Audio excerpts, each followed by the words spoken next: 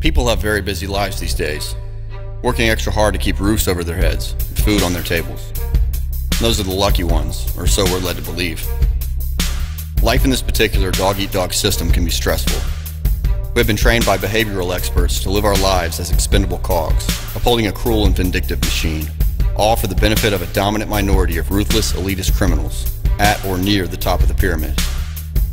Powerful psychopaths who can engineer world wars or bring down entire economies whenever their global business plan requires it. And they do. This anti-human system we collectively choose to maintain focuses on the perpetual need for money, so as to avoid becoming homeless and destitute.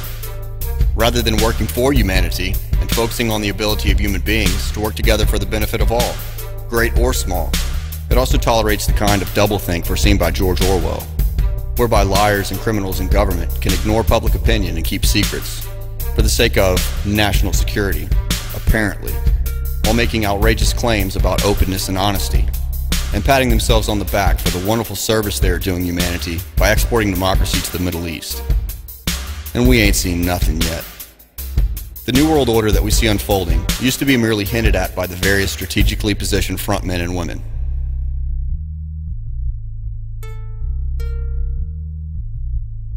Nowadays it is discussed semi-openly by today's front people, and can no longer be ignored by the human beings who happen to be alive today. The powers behind those front people want to utilize the technology that has been made available to the general public to have us all numbered, and to have us believe that it's all for our own good. That way we can all be monitored more easily and believe it's all for our own safety. Enter the Microchip Corporation, currently calling itself Positive ID, the implantable microchip company. Today IBM is closely associated with Positive ID, the implantable microchip company, as well as the dream of a global smart system of total and constant surveillance of everything and everybody, cunningly marketed as harmless uber efficiency, as one would expect. In reality, what little remains of our freedom is under attack. For the good of humanity, this process must not only be stopped, it must be reversed before it's too late. Let's build a smarter planet.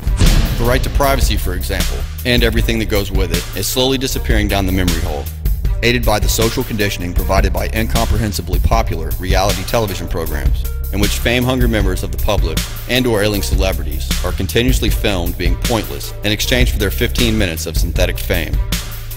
Mockery disguised as irony dictates that the most successful of them all is called Big Brother.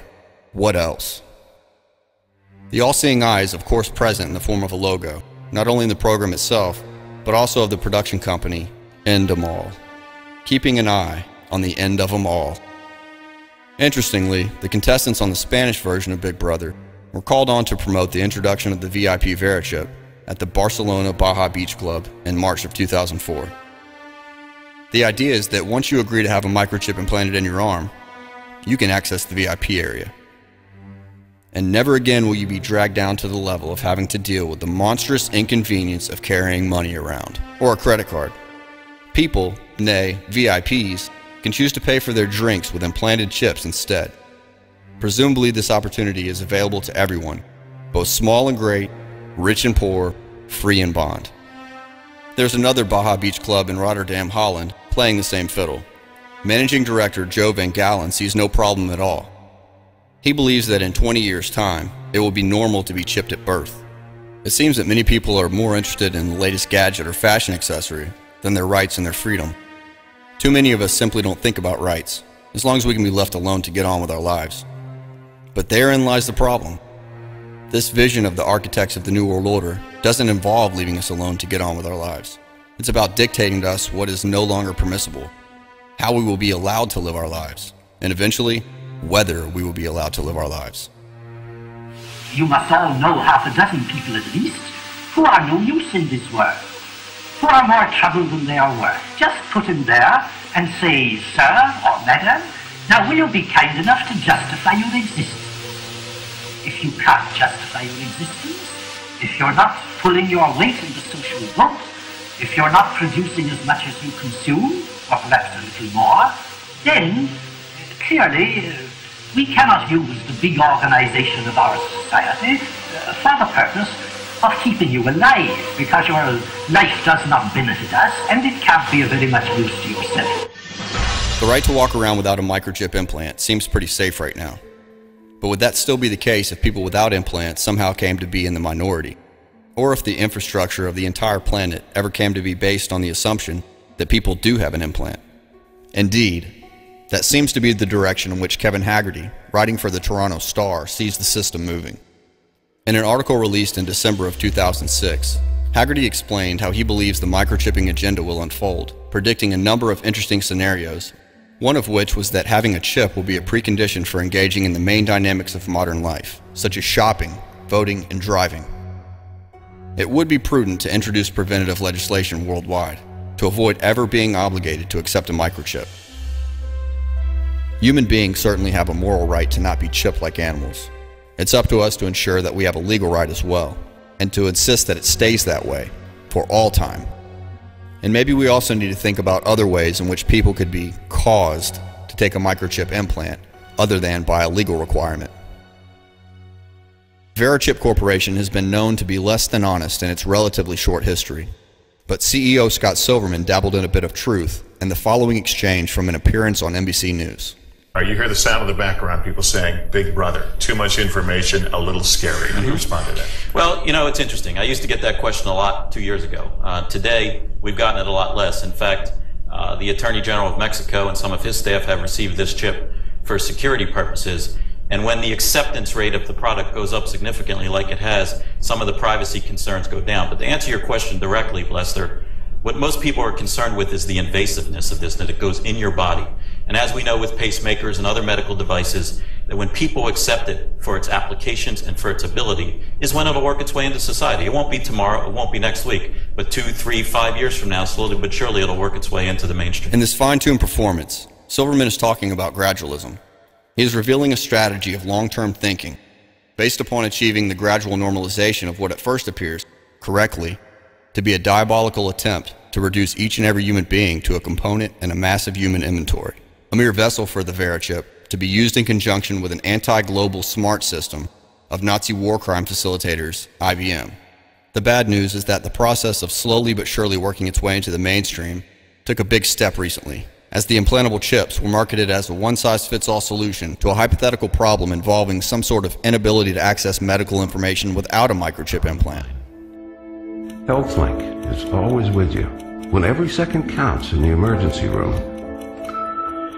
providing immediate access to your medical records. Because Bob has trouble remembering all his medications. Because I'm in love with my kids' kids. Because my car lost control while driving. Because now I'm looking out for both of us. Because I have diabetes, but it doesn't have me. Because I spend my life in the ER trying to save yours. Meanwhile, on the other side of the pond lives Professor Kevin Warwick of Reading University in England. Warwick often appears on TV or in the newspapers, promoting himself and his beloved microchip implants. He even turns up in the extra features of a Doctor Who DVD, promoting the idea of a world inhabited by cyborgs, an interesting avenue of self-promotion, given the evil nature of the Doctor Who villains, known as the Cybermen. Longing to be perceived as a courageous pioneer of biblical importance, Warwick seems dangerously keen on using his own work with microchip implants as a stepping stone to a national, nay, international chipping program. Indeed, in 2002, electronics expert Bernard Albrecht felt compelled to report Warwick to the General Medical Council, the local social services, and the police, arguing that there was a possible case for assault in the event of an operation without medical basis being carried out on a child, i.e. implanting a microchip. But such problems tend to disappear for those people whose work is in perfect alignment with the pre-existing agendas of the powers that be. Warwick went on to appear in a Channel 4 documentary in the UK in April of 2008, openly encouraging a frightened young mother to chip her children. The woman had been terrified by the unprecedented mainstream media coverage of the seemingly futile search for poor little Madeleine McCann. The young mother's enthusiasm for Professor Warwick's script was such that we were left with the impression she might have kept her little girl locked up in a darkened room until she turned 21. That is, if a man with a suitably impressive job title had suggested it. Anyone could be around or snatcher or, you know, you just don't know. From here to my house away, I suppose it could really happen. You don't know who's out there because they could be spying on you or watching you. It's good though because Mum's always thinking of ways to keep me safe. It was my mum that said about chipping. I'd mentioned the fact that, you know, if kids get taken, isn't this thing with Maddie awful? And she said, you know, I'm going to look into it. And I said, yeah. And she found this guy who was doing it. If they ever did get snatched, at least you'd be able to turn the tracker on and find out where they are. So, yeah, I would definitely go for chipping myself. Want the chipping, you know, as soon as it's devised, and that's what I want. So I'm going to get these kids chipped for my peace of mind. Oh, he's not happy. It was also noticeable that Warwick chose not to share with the little girl's mother the fact that microchip implants have been linked to tumors in research animals. But parents who want to know more about the potential risks that such implants would pose their children, and to themselves, can start by looking at Dr. Catherine Albrecht's websites.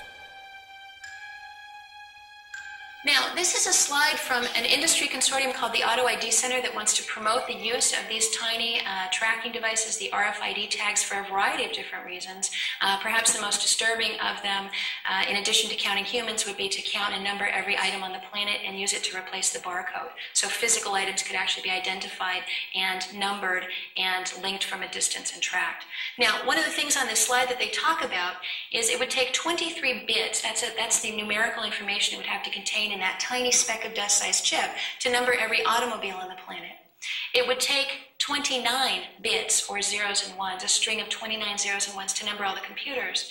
And here's the creepy part. It would only take 33 zeros and ones to give a unique identifying number to every human being on the planet. So 001, 011, do that 33 times, and you've got a unique number for everyone. Now, the disturbing part here is that this industry consortium, which consists of some of the biggest global companies in the world, including Procter & Gamble, including Johnson & Johnson, Kimberly-Clark, International Paper, big companies, Coca-Cola, these guys should be thinking about products, and yet on here they're naming human beings. So this technology, with all of this backing, by the way, the Department of Defense and the U.S. Postal Service are also backers of this technology. The fact that they're putting human beings on their slides and their internal documents as a way to utilize this technology is a little bit worrisome. And definitely, by putting one of these numbers into one of these verichips and implanting it into a human being, you could verify them. You could have a number associated with them. You could link that number up to a database, and you could require them to present that in order to buy or sell for the reasons that we talked about. The company producing these chips is a company called Alien Technology, and you can't really see it very well, but it's got, I think, one of the creepiest logos I've ever seen. It's black, it's got red on a black background. It has what looks like almost 3 claw marks sort of screeching across the screen. And in fact, most of the imagery associated with this technology is quite dark. At a conference I attended about 2 months ago, there was a gentleman from Philip Morris talking about this technology. He was talking to a bunch of global executives from global companies who deal with moving products around. And he was telling them, you know, when this comes out, when we have radio devices and everything, when we're tracking everything all over the planet, you're going to need to really change the way you run your warehouse in your back room. And do you know what he said? And he meant this in terms of you're going to have to totally change the way you do business and revolutionize your thinking about moving products. But his statement was, this technology will destroy our way of life. The purpose of this technology is to destroy our way of life. Now, it's interesting because in his saying that, the whole room went silent. By the way, these are people who love the idea of tracking things as they move around. But even then, the room went silent because that was a pretty heavy statement. And I don't think he meant that it's going to absolutely destroy our way of life as we live day to day. But I also don't think he realized the symbolic importance of what he had said. Because if we do actually number every human being, and if we do number every physical item, and if we can keep track of all of that through databases and through computer systems, it will actually destroy our way of life. There will be no more freedom. There will be no more privacy or no more ability to walk around and even talk to other people freely. because your every move will be monitored and tracked. Right, there's the chips. And these devices, as I said, this industry consortium, they've already begun appearing, these radio frequency devices, in consumer products.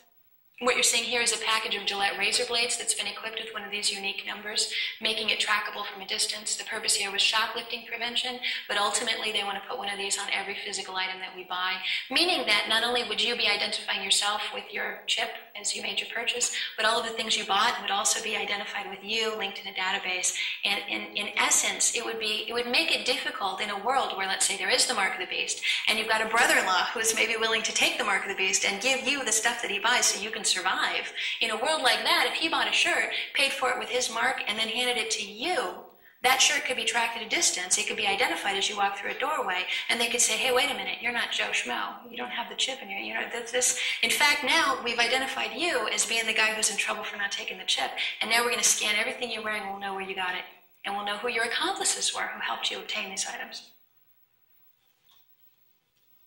All right.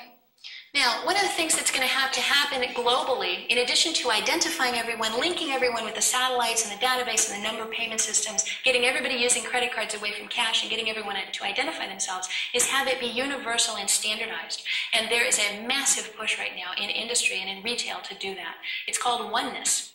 And in fact, this is from the Retail Systems 2003 in Chicago, creating oneness among systems, supply chain, and business. And the idea is that everything will be standardized. As we have already seen in previous films and shorts, there is a disturbing move towards chipping the population, fronted largely by a couple of prominent mouthpieces so far. In addition to this, there's a fascinating interview with the late filmmaker Aaron Russo, in which he discusses the friendship that he once had with Nick Rockefeller of the banking dynasty. The whole agenda is to create a one-world government where everybody has an RFID chip implanted in them. All money is to be in those chips, right? There'll be no more cash. And this is getting me straight from Rockefeller himself. This is what they want to accomplish. And all money will be in your chips. And so instead of having cash, anytime you have money in your chip, they can take out whatever they want to take out whenever they want to. If they say you owe us this much money in taxes, they just deduct it out of your chip digitally. Total control. Total control. And if you're like me or you, and you're protesting what they're doing, they can just turn off your chip. And you have nothing. You can't buy food. You can't do anything. It's total control of the people. And that chip's connected to a database that has your purchasing records, what you do, what everything. You sell. Everything is in there, you know? And so they want a one-world government controlled by them, everybody being chipped, all your money in those chips, and they control the chips, and they control people, and you become a slave. You become a serf to these people. That's their goal. That's their intentions. So that's where they want to take us. The question is, how do they intend to take us there? The answer is simple: propaganda. There are various different kinds of propaganda coming at us from all angles, in movies and TV shows, and the adverts between the TV shows, and books, and magazines, and music, and fashion, basically in every corner of what Oscar-winning actress Susan Sarandon once referred to as the culture creation industry. Propaganda is not necessarily about lying to people, although clearly that does happen, but it is about manipulating people, both individually and on a societal level, so as to influence their beliefs and ultimately their behavior towards the desired outcome. Today, this science is beyond the levels of past masters like Pavlov and Skinner, and we are indeed manipulated with scientific precision. When considering the scale of this particular beast, one wonders what a world without propaganda would be like. But that's a different video and a vastly different world. One of the most influential figures in the recent history of propaganda is Edward Bernays. One day, Mr. George Hill, president of the American Tobacco Company, or the largest, maybe the largest tobacco company extant at that time, called me in and said, we're losing half of our market. And I said, why, Mr. Hill? He said, there's a taboo of men, there's a taboo by men that does not permit women to smoke, either in public or even at home. what can we do about breaking down that taboo? I said, have I your permission to see a psychoanalyst? He said, what did it cost? I said, let me ask. So I called up Dr. Brill, who was one of the great disciples of my uncle Sigmund Freud. Said, what did it cost, Dr. Brill, for me to have a little conference with you on a question that is of importance to the people whom I'm working with? And he said $125, which at today's purchasing power would be about 20 times that. So I went to Dr. Brill and I asked him what cigarettes meant to women. And let me say in parenthesis that cigarettes at that time were not regarded as dangerous to your health, because that had not been found out yet. In fact, they were regarded as symbols of manhood. Little boys smoked them to prove that they were older than they were, and they were regarded as symbols of importance in the society, giving pleasure and so on. So I went to Dr. Brill and asked him what cigarettes meant to women, and he answered very quickly, cigarettes are torches of freedom to women. They want to smoke to dramatize man's taboo against women by not permitting them to smoke, and that's why they want to smoke. And then he added as an afterthought, and they titillate the erogenous zones of the lips. Here I had my $125 worth of knowledge. What could I do with that information? I decided that there were 2 days of freedom in the United States. One was July 4th, political freedom, but that was no good because people were in the country using firecrackers to celebrate the day. They were permitted at that time. This was some 50 years ago. The other day was Freedom of the Spirit, Easter Sunday, and it occurred to me that any young debutante who was aware of the times and of herself as a woman being discriminated against would be delighted to walk in the Easter parade with her bow to dramatize the idea that cigarettes were indeed torches of freedom, and to validate and to invalidate the taboo against women smoking.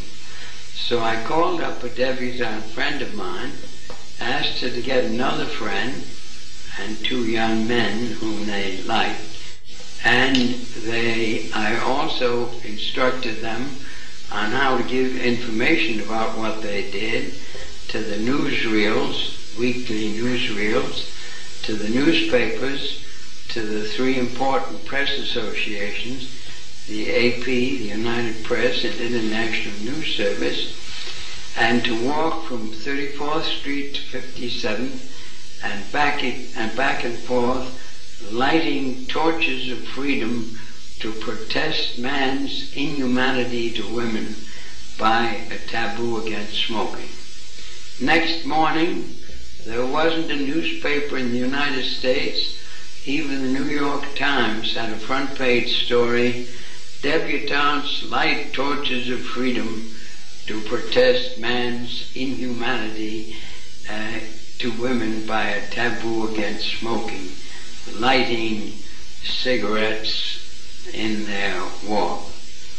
The interesting thing to me was that within 3 days, the newspapers, without any intercession on my part, published accounts that women were smoking in Union Square in San Francisco in Union Square in Denver and on the Boston Commons. And to my surprise, within 6 weeks, on their own, without any intercession on my part, the League of Theaters, which had a ban on women smoking in the smoking rooms under the orchestras of every good theater in New York, lifted the ban and women were allowed to smoke. That obviously set a trend, and the Surgeon General's statement that cigarettes were dangerous to your health did not come out until about 30 years later. In his book entitled simply Propaganda, Bernays wrote, "The conscious and intelligent manipulation of the organized habits and opinions of the masses is an important element in democratic society. Those who manipulate this unseen mechanism of society constitute an invisible government, which is the true ruling power of our country. We are governed, our minds are molded, our tastes formed, our ideas suggested, largely by men that we have never heard of. We are dominated by the relatively small number of persons who understand the mental processes and social patterns of the masses. It is they who pull the wires which control the public mind, who harness old social forces and contrive new ways to bind and guide the world." Keep in mind that we're not talking about marketing cigarettes here or increasing the sales of a particular brand of washing powder. This is about persuading the public to accept the idea of sticking a microchip into their bodies, indefinitely. And ideally, from the perspective of propagandists and their masters, the public will be made to want to be chipped. This is a huge task, even for the Bernays and company of this generation. It would require long-term strategies. Minds would have to be prepared for that well in advance. When it comes to such preparation of the mind, one important technique is to influence how people perceive the future, and thus what they expect from the future, and how they will think and behave in that future. It's called predictive programming. Basically, a fictional story set in the future, or perhaps in a galaxy far, far away, incorporates ideas and or technologies that are actually planned to take place in reality by the people who plan these things, so that in real life, when these events are close to transpiring, it all seems familiar to the programmed audience. There is a feeling of inevitability that would not have existed had it not been for the predictive programming, and the victims feel less inclined to object because it's designed to appear as though it's all unfolding naturally, uncoordinated and unscripted. This manipulation of the mind is carried out by the best perception builders that money can buy. As Alan Watt of CuttingThroughTheMatrix.com explains, we are effectively being farmed. So it's a beautiful world, this road to progress, this destiny of progress. And it's never been defined to the public exactly where you're going, and that's not by chance. Although it is told to you legally through movies and novels, and even songs, because that's called predictive programming, because legally they must tell you what they're doing. And they do all the time in the movies and novels and music. Plato described the whole technique. Today we call it a form of indoctrination, predictive programming, which means that through fiction, or through when you think you're enjoying yourself, through being entertained, undercover, and to entertain, tin comes from tin, the cover. When you're under the cover, your sensor part of your mind is not working. And when it's not working, you're unaware that you're being downloaded like a computer. And so all the little emotional techniques that you use, and you're identifying with the hero or the female with the heroine, and there's people in between these days, and all that kind of stuff. Once you start identifying with the characters, they've got you, because they can take you anywhere, no matter what that character does, because as long as you identify this much with them, they can take you that much into where they want you to go emotionally. And so when the real things start to happen in your own life, you say, well, this is kind of familiar to me. And you don't object to it. Because you're thinking, well, I guess it's the only way we could go in society in this particular area. I guess it's a natural evolution. But no, your mind was prepared, because these guys are the shepherds, you know. They have another bunch of slaves and scientists that work for them who do this mind control business, and and they farm us to an extent. First of all, they know what they want to grow in this field, the particular crop they want to grow, and how high, and how many. And they first prepare the land, you know, they cut the brush, they plough it, they harrow it, they do all the necessary groundwork, and then they sow the seed and watch it grow, you see, and cultivate it. Well, that's what they do with your mind in preparation for every event that will happen in your life, every major event in your life. You've seen it all through movies, especially in this day and age, and in the last century it was primarily, well, in the 20th century, it was primarily novels and stage plays and music halls, etc. But today it's in everybody's TV, the one-eyed set, the Lie of Lucifer, or Ra, you know, the Tell Levi Zion. And they program it right into you through entertainment, and then you see it happening in real life, and you think, well, I guess that's okay, it's sort of natural, isn't it? And you don't think any more beyond that. Where did that idea come from in the first place? It's marketed to you through entertainment. And that's the prime reason for entertainment, is not for you to sit and have music while you chew the grass like good little sheep. It's to program you. This technique of predictive programming is being used to condition us to accept the idea that microchip implants are inevitable, even desirable, and it has been going on for decades. The chances are that some of you will have been blissfully unaware of this technique until now, as I was until I happened to stumble upon somebody who knew about it and wanted to pass it on. Hopefully this pass it on process will also involve some of the family and friends or associates of the people who are watching this film, and so on. Well, you know how these things start. One guy tells another guy something, and then he tells two friends, and they tell two friends, and they tell their friends, and so on, and so on, and so on. You know how these things go. There are many examples of predictive programming for the microchip implant agenda. Some are more subtle than others. If you watch movies at all, it is likely that you have been exposed to some predictive programming yourself. Here are a few examples. The opening scene of Logan's Run shows a newborn baby with a crystal implant in the palm of his hand. What was it that the managing director of the Baja Beach Club in Rotterdam said? I think that within 20 years when you get born you will get a chip. Later in the movie, the implant begins to flash when somebody reaches the age of 30. This is their time for renewal. Clear, Francis. Incidentally, a remake of this movie is currently scheduled for release in 2012. In Fortress, each prisoner has an intestinator implanted, a device designed to inflict severe pain or death for any violation of the prison rules. Prepare intestinator tagging. You are about to be outfitted with intestinators. Mentel Corporation's automatic behavior control device. Observe all rules. Be especially observant of the yellow and red line. Crossing a yellow line will result in pain. Crossing a red line will result in death. Crime does not pay. I have an illness. Now, it's called claustrophobia. It's a real illness. Come on. Don't do this! Remain in line. Do not cross the yellow line. Nobody listens! I have a note from my doctor. Yellow is pain. Look, I can't stay here! Will you listen? Will you please listen to me? Your intestinator is now in pain mode. Turn it off! Come on, you can turn it off! Do not cross the red line. Red is death.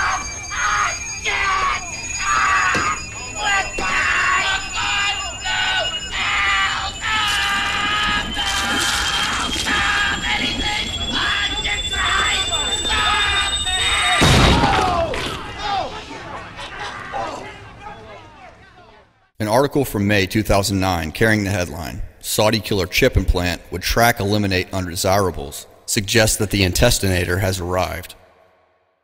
And Demolition Man, San Angeles, 2032, is a highly ordered society in which everything that has been categorized as bad for you, salt, smoking cigarettes, etc., has become illegal.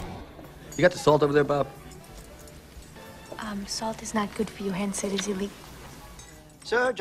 Every citizen has a microchip implant, including a freshly thawed John Spartan, played by Sylvester Stallone, who has been frozen and reprogrammed in a cryogenic prison. Waiting for commands. Voice check, Lenina Huxley. Unfortunately, Simon Phoenix was not coded. While you were sleeping, everyone in the city was installed code. It was a brilliant idea by Dr. Cocteau that an organically bioengineered microchip be sewn into the skin.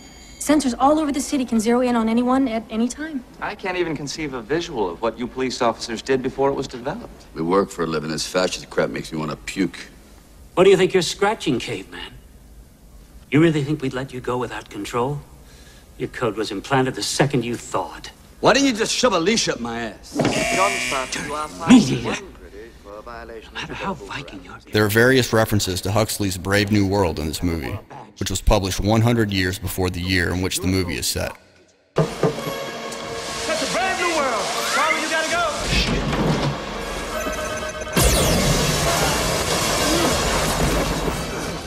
In The Phantom Menace, the first Star Wars prequel, a young Anakin Skywalker mentions the fact that every slave has a transmitter implanted in them, which explodes if he or she tries to escape.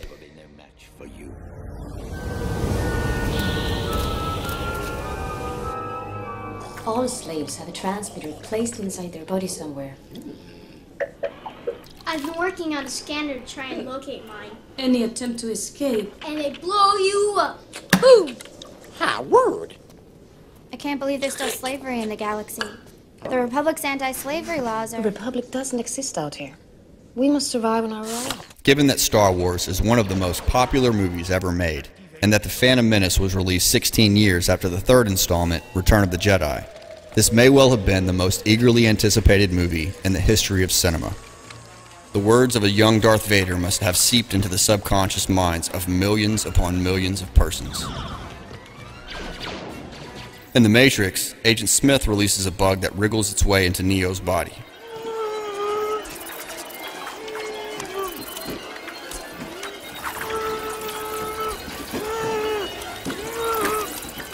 Trinity removes the bug just before the infamous red pill, blue pill scene, which references both Alice in Wonderland and The Wizard of Oz. Relax.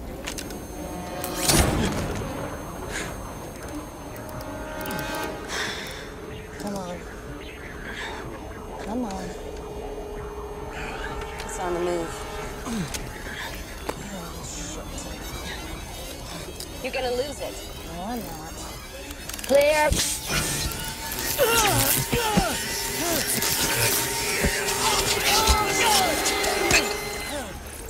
That thing's real!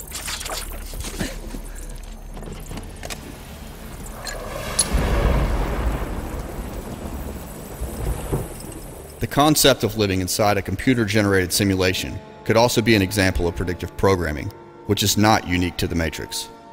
An interesting side note is the fact that the name Neo, combined with Anderson, translates as the new son of man. This can't be. Be what? Be real? Let's go.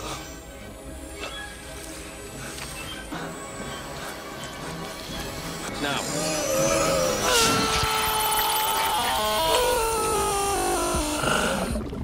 The first line of Kevin Haggerty's Toronto Star article from December 2006 reads, "By the time my 4-year-old son is swathed in the soft flesh of old age, he will likely find it unremarkable that he and almost everyone he knows will be permanently implanted with a microchip." So the technique of predictive programming is certainly not confined to the TV movie industry. In the BBC drama The Last Enemy, Smaller than a grain of rice. the British Home Secretary reveals her own microchip implant and announces that an ID can't be lost or forged or stolen. Its content and function can be adapted to suit my needs. It can be my credit card, it can be my door key, my car keys. I'll never lose them again. Eventually, it'll become universal. Starting at school age, a tag for life. It'll be easy to update. You won't have to keep renewing it. Another notable soundbite is the assertion that the microchip implant And will give back to the honest, ordinary citizen freedom of movement. i.e., this particular freedom had previously been taken away. In Total Recall, the Governator's mind-manipulated character is told that his skull is bugged with a tracking device. If you want to live, don't hang up. What do you want?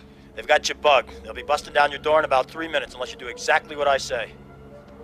Don't bother searching. The bug's in your skull. Who are you? Never mind. Wet a towel and wrap it around your head. That'll muffle the signal. How'd you find me?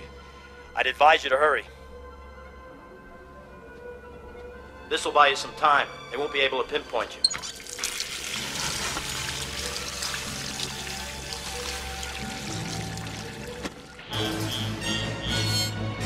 Shit! What? I lost him. Well, find him! Yeah, right. Come on, hurry up. You look beautiful. He is also given an implement to shove up his nose and remove the tracking device. I got a weak signal over there. Split up. Find him. First, let's get rid of that bug in your head. Take this thing out of the case and stick it up your nose. Don't worry, it's self-guiding.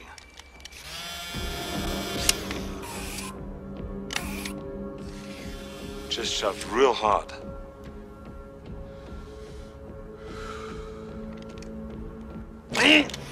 When you hear the crunch, you're there. Just pull it out. Be careful. It's my head too.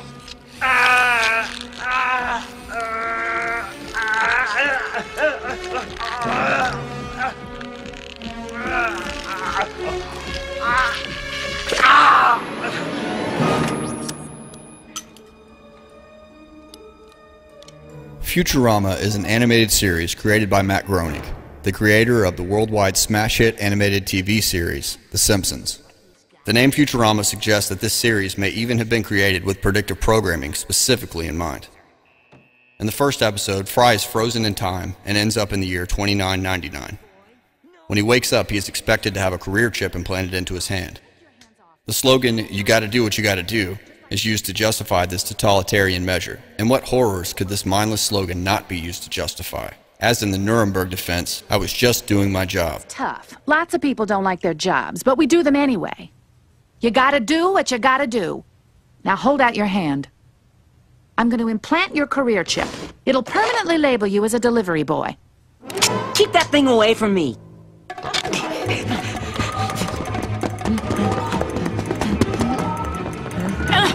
Hold still, damn it! I don't have good depth perception.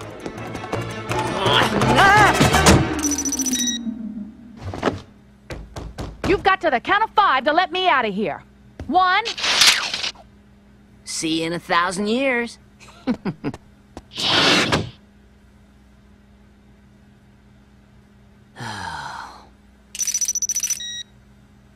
You owe me one.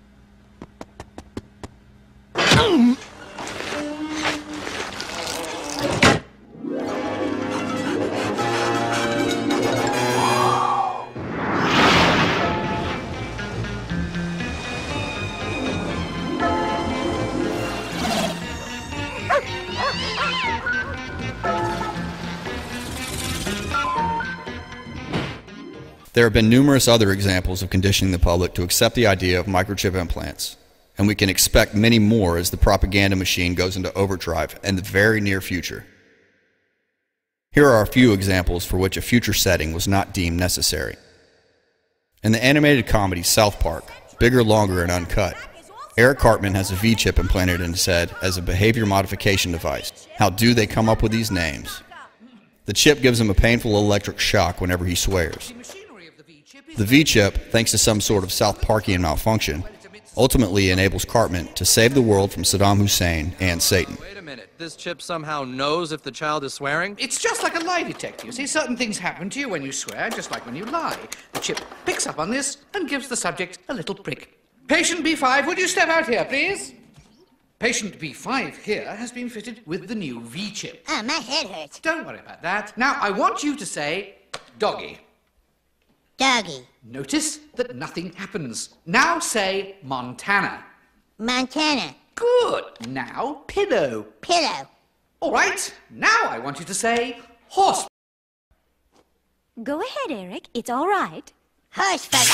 That hurt, goddammit! Ow! Fuck! Now I'd like you to say big floppy donkey. No! Success! The child doesn't want to swear. This isn't fair. Your son's a begging. We will start putting V-chips in all our children next week. In Mission Impossible 2, a transponder chip is implanted into Naya Nordhoff Hall to track her location by satellite. The team is then able to use their computer to obtain a visual feed of Naya via the satellite. We can then track you to within 3 feet. Anywhere. In The Bourne Identity, Jason Bourne has an implant containing details of a Swiss bank account removed from his hip.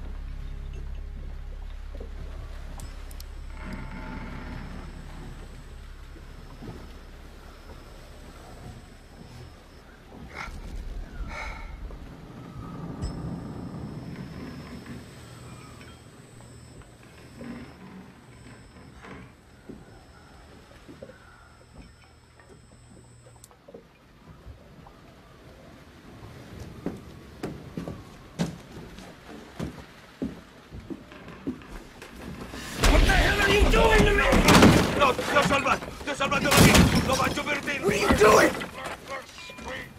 God damn it, where am I? A boat! A fishing boat. You were in the water. We pulled you up. What water? You were shot. See now the bullets. Oh. Look, there is a number for a bank. Why was it in your hip? Hip? Why was it in your hip? Yeah, in your hip, under the skin. Oh, God. Yeah? You need to rest. Wait, please, slow down. I'm a friend. I'm your friend. Huh? My name is Giancarlo. Who are you? What's your name? What's your name? I don't know. Oh, God. In A Beautiful Mind, one of schizophrenic mathematician John Nash's hallucinations involves him being implanted with a radium diode. This may be a little uncomfortable. It's got a little zap to it, doesn't it? He just implanted a radium diode. Don't worry, it's safe. The isotope decays predictably. As a result, these numbers change over time. They're the access codes to your drop spot. In CSI Miami, episode 305, Legal, a young girl is found dead. She is identified by the Vera chip in her shoulder. This is another blatant example of the collusion between different tentacles of the octopus. A TV program providing free advertisement for a very sinister company that needs all the help it can get to ensure that its product can, quote, slowly but surely work its way into the mainstream. In the shoulder.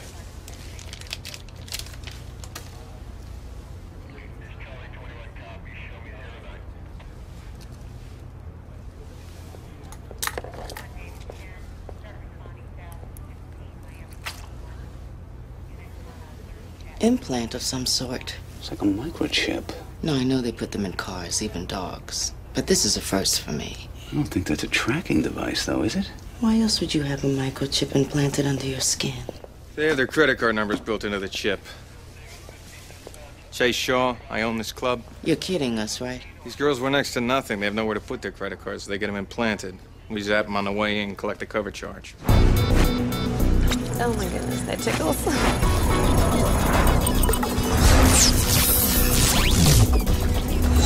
Right this way. Thank you. It's like a sun pass. Half the clubs in Miami are using them. You recognize this girl? Like I told you, Detective, they're all the same. Skinny, rich, entitled. Alex, I'll be at the AV lab. Have Callie process the young lady. You got it. And the Manchurian Candidate, Ben Marco, played by Denzel Washington, cuts a microchip implant out of his own back. Jesus, where's the lemon? Okay. You okay in there? Yeah, I'm fine. You know, I left you some towels in there. Did you see them? Uh-huh. What was that? Dropped my bag.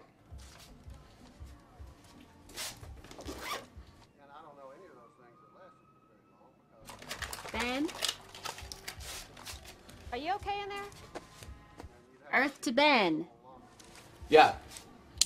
You sure everything's all right? Yes. Ben?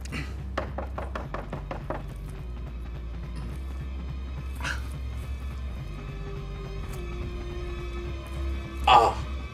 Ben? Ah. Ben? Ben?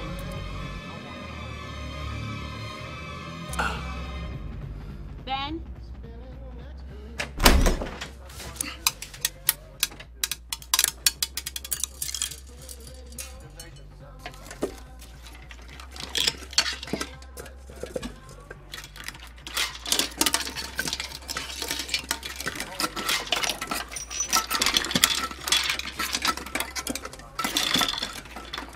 What are you doing? Did you see that? What I had in my hand.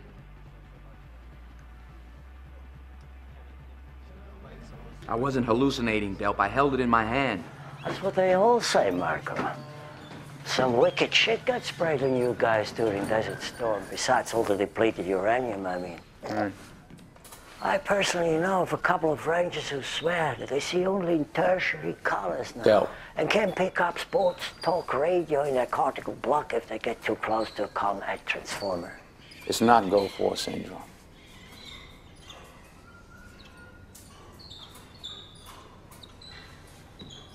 The Army did try this tiny implantable ID thing. You could embed it under the skin and scan it like a barcode for medical emergency information. Blood type, DNA. Well, the Army never put one in me. That you know of, man. That you know of. And he bites another one out of the back of a fellow mind control victim, Raymond Shaw. Raymond Prentice Shaw. There are also brain implants in this movie, but that's a different video. Somebody put an implant inside me. I found it this morning. I got the hole in my back if you want to take a look at it, and I got a good feeling they put one in you too.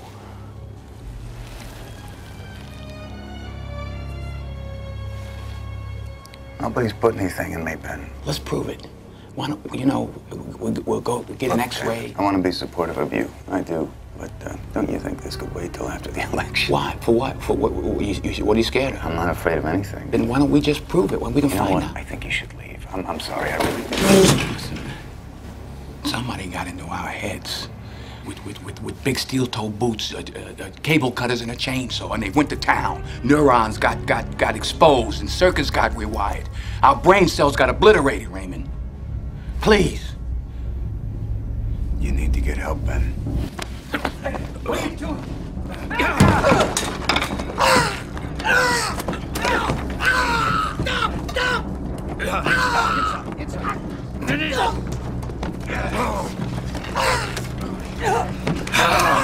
Congressman! Come on, get him. Bit him.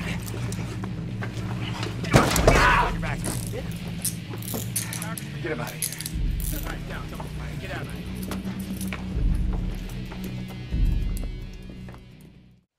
In Casino Royale, the great James Bond is chipped. So you can keep an eye on me, he asks. Ow. But of course, Mr. Bond.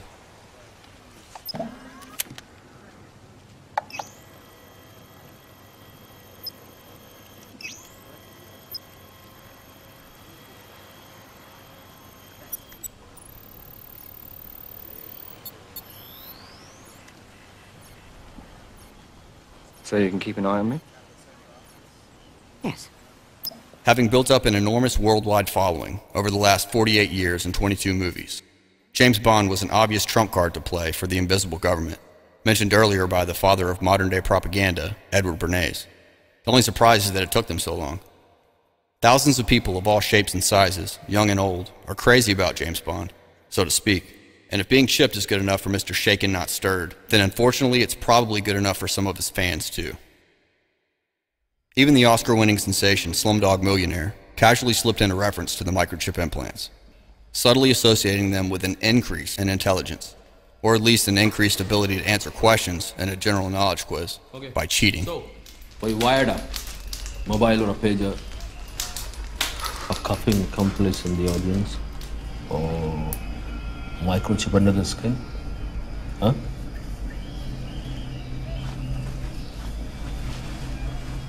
The chip is not here. Not here? No. Okay, leave the chip. Leave the chip. Leave the chip. It's hot. And my wife is giving me hell. And I've got a desk full of murderers, rapists, extortionists, bum bandits, and you. So why don't you save us both a lot of time? And tell me how you cheated.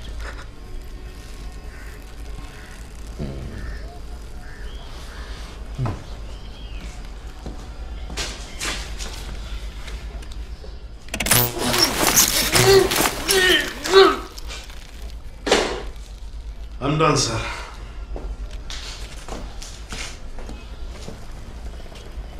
Now listen. Hello? He's unconscious, Chuti. What good is that? How many times have I told you Srinivas? I'm sorry, sir. Wow, Srinivas. Now we'll have Amnesty International here next, being in their pants about human rights. In Season 3 of Heroes, Episode 14, A Clear and Present Danger, the Japanese character Hiro gives himself and his friend Ando a GPS implant, in case either of them is ever kidnapped.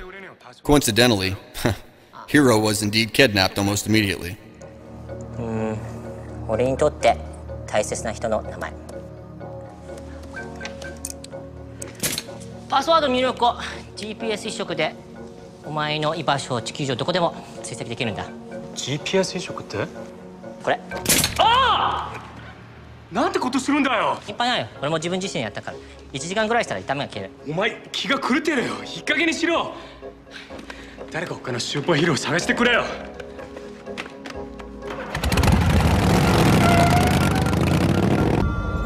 見つけたぜ。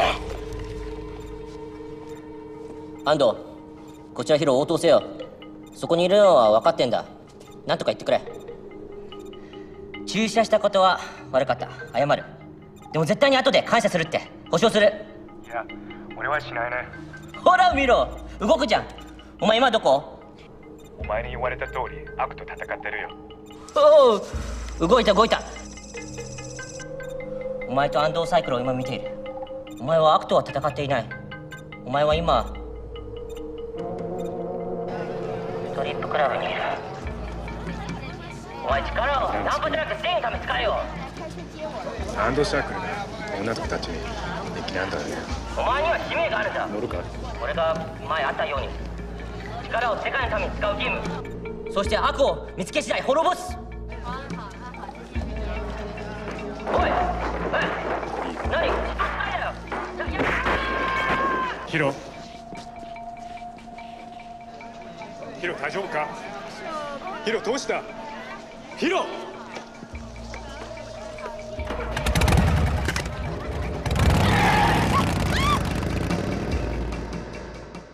In Season 2 of Fringe, Episode 9, Snakehead, Walter Bishop implants a tracking device in his own neck to ensure that he doesn't get lost again, despite being a middle-aged genius, albeit an eccentric one. What time is it, Walter? I want so badly to be independent again. To live like a man, not a child. Not to have my son watching after me all the time. Not that I don't appreciate all that you do for me. That's not the way it's supposed to be. Walter, let me finish. I've been out of the institution for a year now. And I've just begun my journey back towards being whole. But I fear there are still times when I will get lost. So I have implanted a tracking device in my neck. You did what? Oh, Walter. And here is the transponder. So you can find me.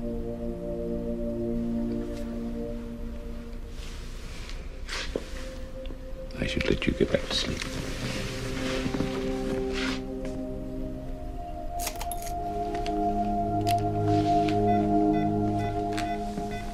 Good night, Walter. Good night, my son.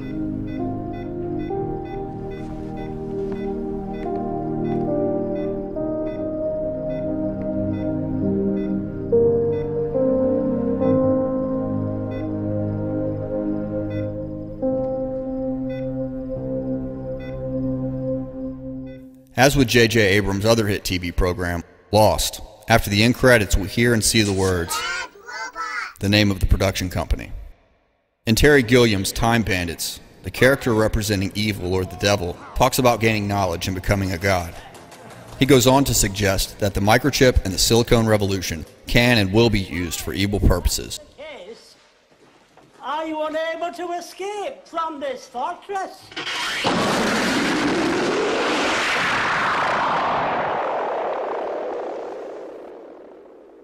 It's a good question. Why have I let the Supreme Being keep me here in the fortress of ultimate darkness? Because you... Don't shut up. I'm speaking rhetorically. Oh, of course. I let him keep me here in order to lull him into a false sense of security. Ah, clever. Clever. When I have the map, I will be free, and the world will be different, because I have understanding. Understanding of what, Master? Of digital watches. And soon I shall have understanding of video cassette recorders and car telephones. And when I have understanding of them, I shall have understanding of computers. And when I have understanding of computers, I shall be the Supreme Being. God isn't interested in technology. He knows nothing of the potential of the microchip or the silicon revolution. Look how he spends his time. 43 species of parrots. Nipples for men. Slugs. Slugs? He created slugs. They can't hear, they can't speak, they can't operate machinery. I mean, are we not in the hands of a lunatic? Sir, look! If I were creating a world, I wouldn't mess about with butterflies and daffodils. I would have started with lasers. 8 o'clock, day one. Sorry. In Season 5, Episode 20 of The Simpsons, The Boy Who Knew Too Much, Principal Skinner is frustrated at the inconclusive findings after investigating Bart's suspicious excuse note. Skinner sees electronic tracking implants as the solution to his problem. As I write with, signed Mrs. Simpson. You were right to be suspicious, Edna. To the crime lab. Inconclusive. I wish more students had agreed to these electronic tracking implants. We only had one volunteer.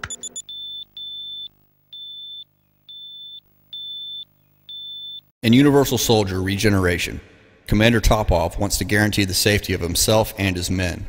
This is done by implanting microchips in them all. This sequel, written by former Mossad agent Viktor Ostrovsky, features both Jean-Claude Van Damme and Dolph Lundgren, the actors from the original 1992 blockbuster. I have to guarantee the safety of my men, as well as my own. It'll be taken care of. So you want to wait? Then I guess the wire transfers can wait as well. What's the hurry, right? Miles. Yes, Doctor. The General's son is growing anxious. He'd like to be microchipped this instant.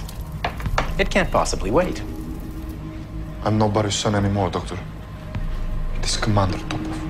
Oh, right.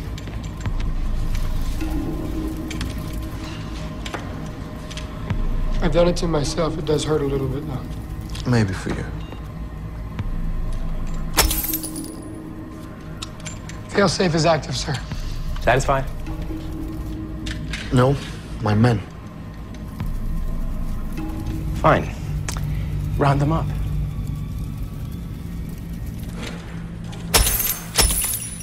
There is another example that deserves a special mention because of its context and the implicit suggestion within the overall message. In the opening scene of Conspiracy Theory, taxi driver Jerry Fletcher, played by Mel Gibson, talks to his passengers about various conspiracies, which happens to include a mention of George H.W. Bush's famous New World Order speech. I mean, George Bush knew what he was saying when he said New World Order. Remember those three little words, New World Order? It is a big idea, a new world order. At one point, he is talking to a lady with a dog about the chipping of pets for identification and tracking purposes. He goes on to make the point that The chip for identification so they can track down an animal anywhere he's at, you'll insert it under the dog's skin, and it's kind of like an identification thing. I mean, it's only a small, logical step till they start putting it in us and our children. And then, before we know it, my God, they'll probably come with the pretext. Oh, sure, yeah. Hey, is that one of those new hundreds?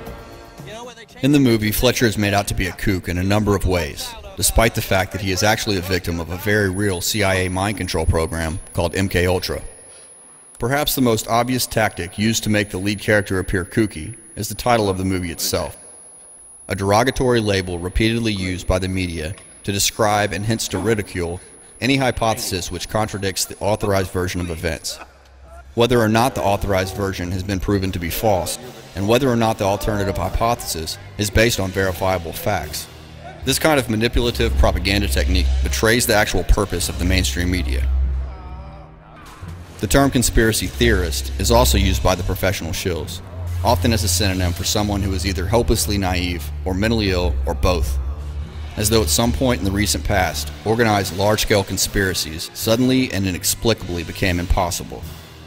Of course, the term conspiracy theory is never used to describe one of the government's own conspiracy theories, reported to us by the dominant propaganda arm of Bernays' invisible government, mainstream TV news, because that would negate the general public perception that has been put into place over the last few decades, largely since November 22nd, 1963, that a conspiracy theory is wrong because it was not reported by the mainstream media, as opposed to a rejection based on any kind of analysis of the information presented. If this general perception was not sufficiently in place, then President George W. Bush may not have been able to get away with the following noticeably ambiguous statement addressed to the United Nations and anyone willing to listen on November 10th, 2001. We must speak the truth about terror. Let us never tolerate outrageous conspiracy theories concerning the attacks of September the 11th.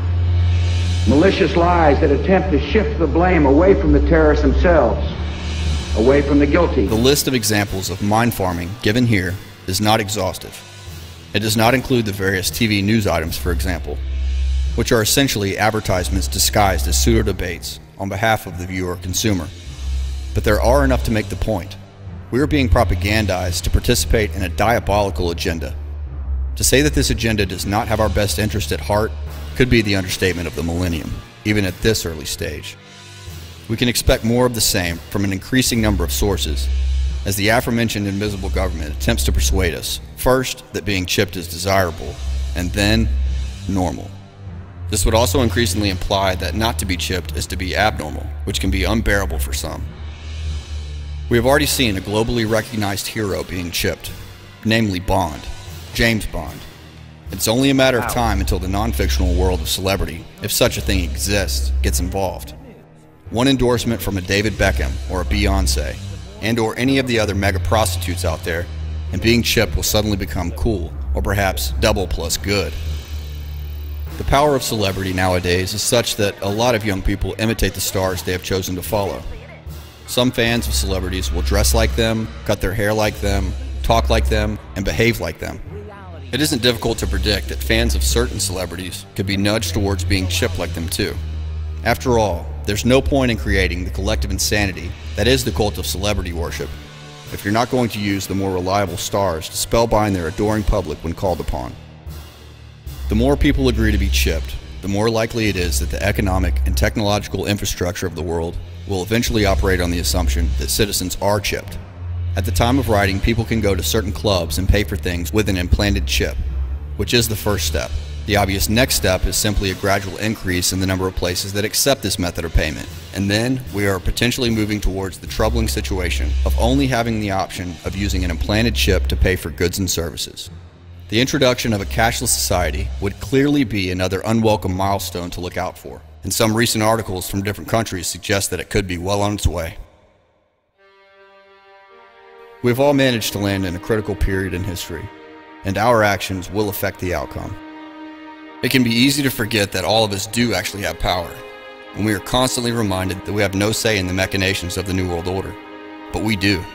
This is not my agenda, and it's not your agenda. In fact, almost everybody who could be affected by it will never meet the people who are responsible for it, or even know their names.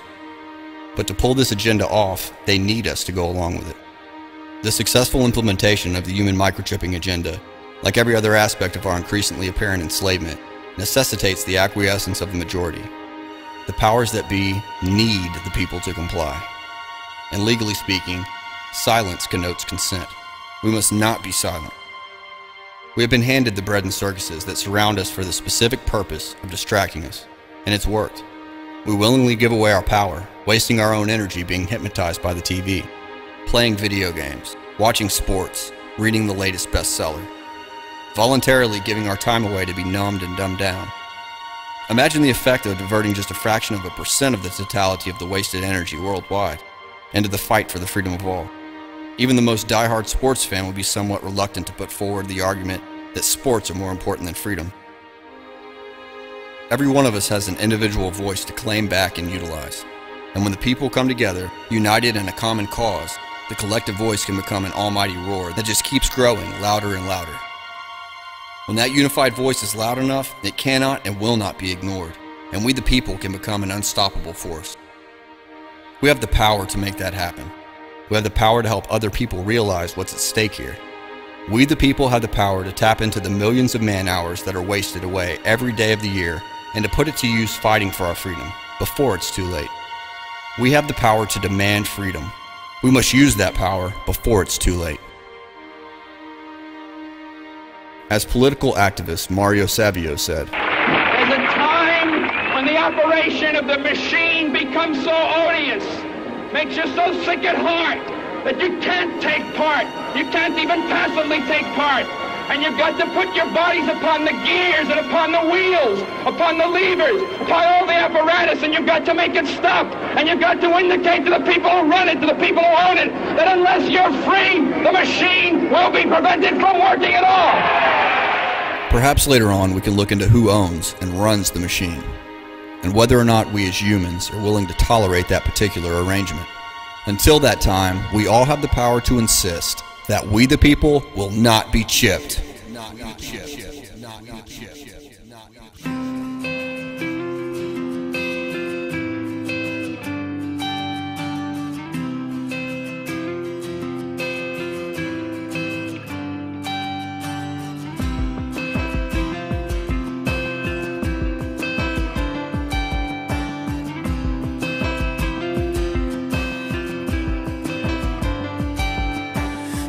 The hard times have changed, don't you say? But I keep holding on to you. It's hard to keep the faith alive day to day, leaning on the strength I found in you. You're the hope of all the earth. You are my hope.